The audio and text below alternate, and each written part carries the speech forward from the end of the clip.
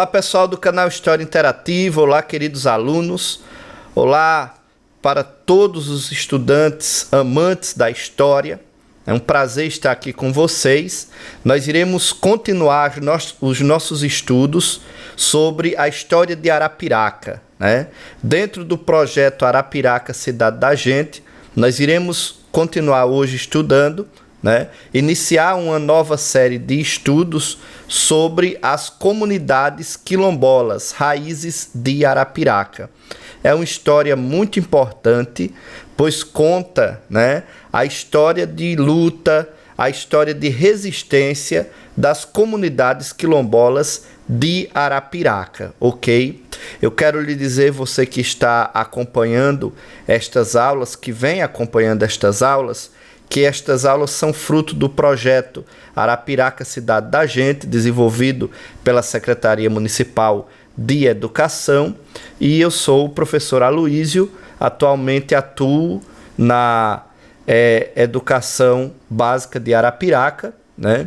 E estou aqui para lhe ajudar a conhecer mais a história da nossa cidade, ok? O que são comunidades quilombolas? Para conhecermos, né, o que significa ou o que são comunidades quilombolas de modo geral, vamos dar uma olhada no nosso livro, o que é que o livro Arapiraca Cidade da Gente define, né? Como é que ele traz a definição. E olha só, as comunidades quilombolas são grupos étnicos predominantemente constituídos de população negra rural ou urbana, descendente de escravos, que se autodefinem a partir das relações específicas com a terra, o parentesco, o território, a ancestralidade e as tradições e as práticas culturais próprias.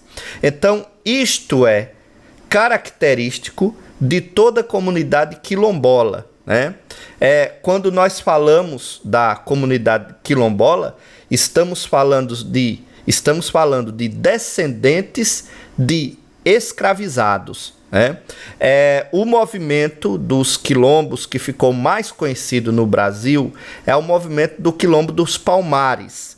Quilombo dos Palmares, ele ficou mais conhecido, teve mais destaque em todo o Brasil, né? E ele acontece justamente ali em uma região de muitas palmeiras, entre União dos Palmares e a cidade de Palmares, Pernambuco. Então, na época, toda aquela área pertencia a Pernambuco, hoje não mais, né? Hoje, uma parte que ficou União dos Palmares, Alagoas e Palmares, Pernambuco, mas a União dos Palmares é que traz, né, a localização ali do quilombo, como hoje se tornou assim um patrimônio cultural, né, um patrimônio material ali histórico brasileiro. Então nós vemos o quê? Vemos que na época, né, onde o Brasil passava por este período, onde o Brasil era escravocrata, né, monocultor, onde o Brasil praticava uma atividade agrícola escravista, muitos escravos fugiam dos castigos impostos pelos senhores de engenho e eles se abrigavam justamente nessas comunidades, né? Eles formavam estas comunidades. Essa imagem ilustrativa que você vê aí na sua tela é apenas um exemplo como era que funcionava, né? Porque na realidade não eram comunidades desagrupadas, não eram comunidades que viviam ao léu, não, ali existia uma organização, existia uma sede, existia ali um governo local que tinha-se que obedecer para continuar ali dentro da comunidade, né? A produção era dividida ali, eles viviam de uma agricultura de subsistência, mas que tinha assim uma característica mesmo de uma cidade, né? De um ajuntamento de pessoas que estavam ali para sobreviver, né? Eram pessoas que sabiam o valor da liberdade, portanto não iam jogar fora a oportunidade de poder produzir, de poder trabalhar, de poder plantar e colher seus próprios alimentos ali e viverem em comunidade, ok? Estas comunidades também fizeram parte da história de Arapiraca. E nós iremos ver as comunidades quilombolas em Alagoas, né? Você vai ver que existem em Alagoas 69 comunidades remanescentes dos quilombos e 2 delas em Arapiraca. Antes da chegada do fundador, em 1848, já havia gente nessas terras, quando ainda não se chamava Arapiraca, e comunidades foram se firmando com nomes de árvores nativas, né? Que é a exemplo aí, pau d'arco, que é o ipê, e carrasco, né? Que é o pau chamado pau-viola. Então, o que é que acontece? Essas comunidades, né? Esses nomes derivam de práticas do próprio povo, que usava muito a questão do fogo a lenha, né? E aí, o que é que acontece, gente? Nós iremos ver que Arapiraca, ela tem estas 2 comunidades, né? E que estas comunidades, elas são existentes antes mesmo da chegada do Manuel André, né? Portanto, por isso que eu coloquei ali no título desta aula, Comunidades Quilombolas, Raízes de Arapiraca, né? Vamos imaginar que a árvore Arapiraca, né? Como o nome Arapiraca deriva de uma árvore, e as raízes dessa árvore são o quê? São as comunidades quilombolas, ok? Então, comunidades, vamos ver. A primeira comunidade que nós iremos estudar será a comunidade do Carrasco, né? Conhecido hoje como Sítio Carrasco. Carrasco surge aproximadamente no ano de 1800. Nela existem mais de 250 famílias e mais de 1.000 habitantes. Carrasco é assim chamado devido à vegetação local, que tem esse nome, e originou-se a partir da doação de terras para ex-escravos alforriados, realizada pela capitã Antônia Rosa, que faleceu sem deixar herdeiros. Estes escravos alforriados seriam aqueles que conseguiram a liberdade dos seus senhores, né? Então, o que é que acontece? Nós temos aí uma imagem, né, atual do Sítio Carrasco, e foi aí onde muitos vieram se abrigar, né? E ali formaram famílias. Sobre a história local, destacamos que no início só existiam matos e algumas casas de taipa, da capitã Antônia Rosa, que lá vivia com seus escravos, para os quais deixou todos os seus bens. Era a maior autoridade local. Só entrava no Carrasco pessoas com suas autorização. As mucamas, pastoras de Belinda, vieram de Angola. Uma delas teve uma filha, que casou-se e teve 18 filhos, impondo assim um grupo dos primeiros escravos. Então nós vemos aí que essa comunidade ela surge a partir, né, desta capitã, a Antônia Rosa. Essas pessoas que viveram e morreram até esta data povoaram Carrasco com inúmeros filhos. Na época do relato dessa história, as condições de vida não eram boas, mas melhores que as primeiras da história, porque já eram filhos dos escravos, já tinham seus próprios pedaços de terra e seus casarões de taipa. As mulheres faziam panelas e potes de barros para venderem na feira, quando a cidade ainda era um povoado dia na dia. Nesse período não havia transportes, as mercadorias eram conduzidas em burros e na cabeça. Era bastante difícil, porque ficava longe e só tinha mato.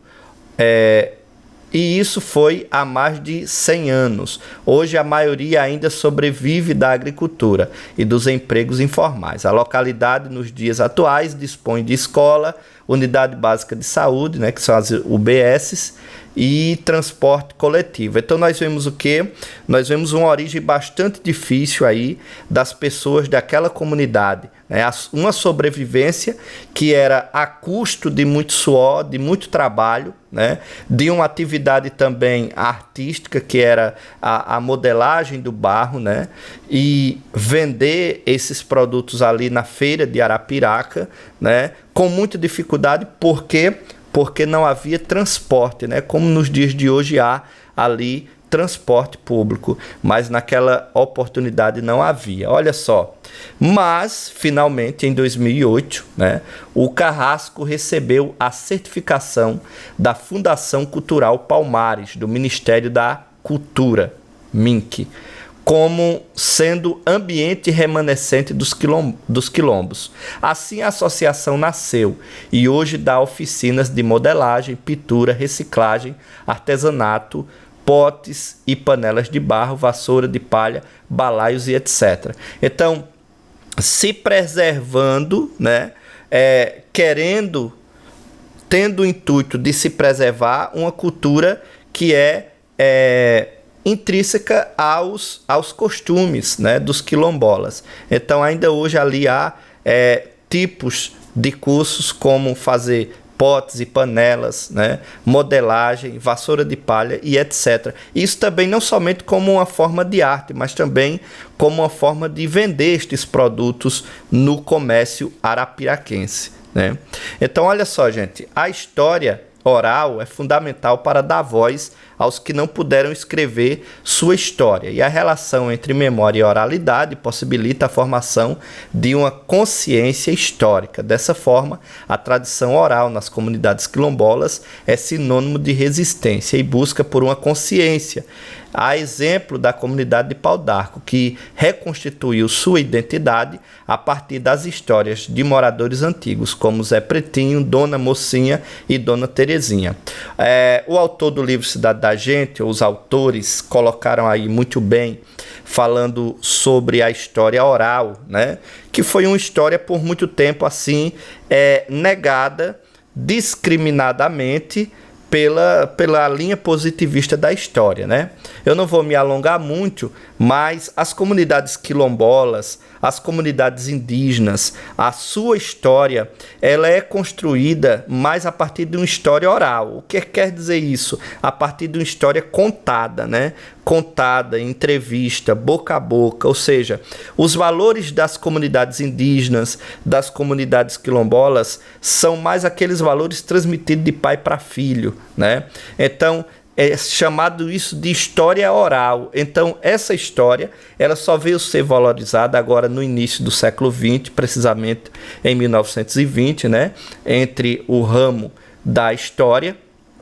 E foi muito importante para que essas comunidades pudessem ter voz e pudessem construir realmente a sua própria história, porque somente através de uma história oral seria possível isso, já que a escrita era muito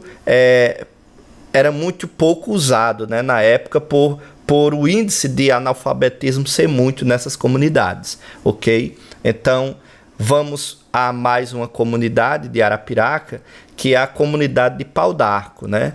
Então, você vai ver aí uma história de correntes de ouro agora e você vai entender tudo, ok? Olha só, a professora, essa professora que aparece aí nessa imagem, né? A professora Laurinete Basílio, a professora de História, pedagoga Laurinete Basílio, uma das fundadoras da Associação de Desenvolvimento da Comunidade Remanescente de Quilombos da Vila de Pau d'Arco, certo? Desenvolveu um trabalho a partir da oralidade. Veja como a oralidade é importante para este tipo de pesquisa, né?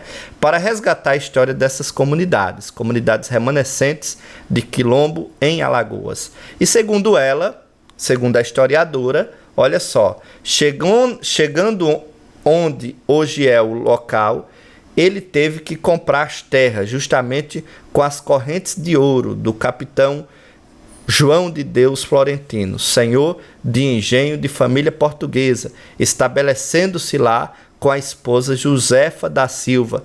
Teve 5 filhos. Então, tudo começa aí, né, com este senhor, que ele compra essas terras ali na região de onde é hoje o Pau d'Arco e começa a construir e começa a história daquela comunidade, né? Logo, um filho de um primo de João de Deus, com uma escrava, José Januário Pragelo, também fez moradia naquele lugar, repleto de ipês amarelos e brancos. Daí o nome Pau d'Arco, né? Então, a origem do nome Pau d'Arco deriva-se desta árvore. Eram dos galhos dessa árvore que se faziam arcos para possíveis caças, vindo de Rio das Cruzes, em Limoeiro de Anadia, Alagoas. Luiz Tolentino foi o terceiro negro a formar uma família na localidade na mesma época. Vamos ver um pouco da agricultura familiar nas comunidades quilombolas arapiraquenses. A agricultura familiar, ela predominou na região com o cultivo de mandioca, feijão, milho, batata e macaxeira. Apenas no segundo ciclo do fumo de Arapiraca, quando a cidade ganhou status de capital brasileira do fumo, na década de 1970, que essa planta começou a dar mais vazão nos terrenos da Vila Pau d'Arco. Então, gente, a agricultura familiar, todos sabem o que é, né?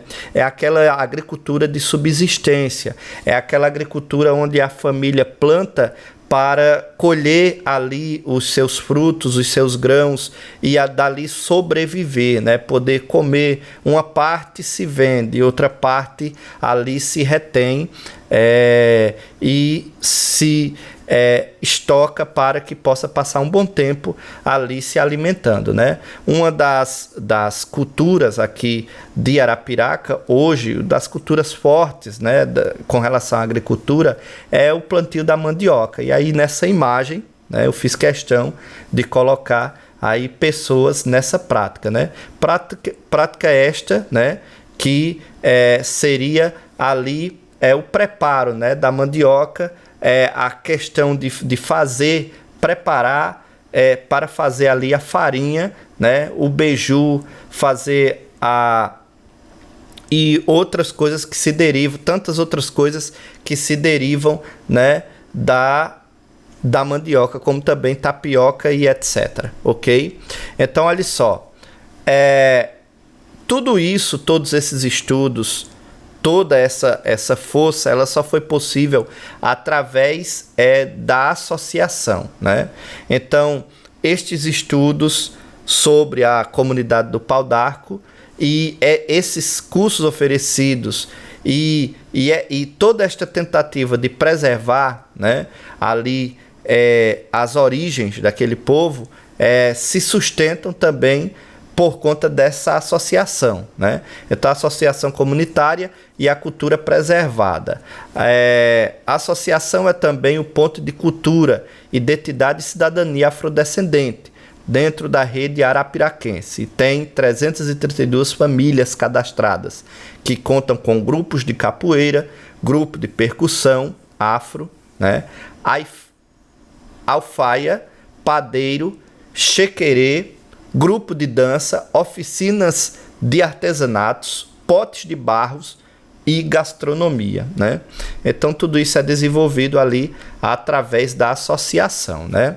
Olha só um pouco de informação sobre a professora. Atualmente, a professora é supervisora das escolas quilombolas, onde desenvolve um trabalho de resgate e sentimento de pertencimento dos alunos e moradores das duas comunidades, com o desenvolvimento de projetos educacionais relacionados à questão étnico-raciais, certo? A história das duas comunidades intercruza-se e amplia o olhar para uma Arapiraca de múltiplas cores, que não surge de um único ramo étnico, que nasce e fortalece-se entrelaçada entre índios, quilombolas e brancos. Tudo isso é interessante, tudo isso é importante para que se possa quebrar também a questão do preconceito, né? A questão do preconceito racial, a questão muitas vezes, a diminuição, a desvalorização para com a origem, né, destas pessoas e, por que não dizer, da origem de todos nós, porque todos nós temos, sim, uma origem indígena, uma origem negra, né, uma origem afro, porque o Brasil é um país muito miscigenado nessa área, certo?